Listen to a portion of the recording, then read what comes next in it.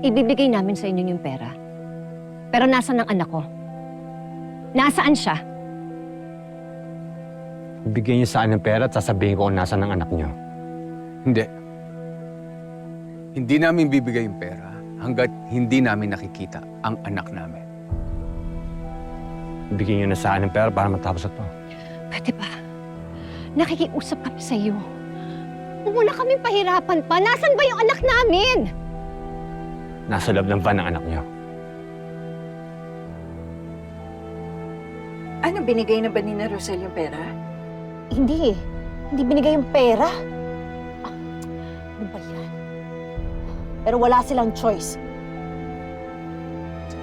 Nardo, i-pressure mo na sila na ibigay yung pera sa'yo. Alam mo nang gagawin mo. Hindi. Hindi kami naniniwala. Gusto ko siyang makita. Nasaan yung anak ko? Hindi kayo pwede kumilos hanggat din sa akin binibigyan pera. Bigyan niyo na sa akin ng pera. Gusto ko nga makita yung anak ko eh! Nasaan ba siya? Sa akin! Bitawan mo yan!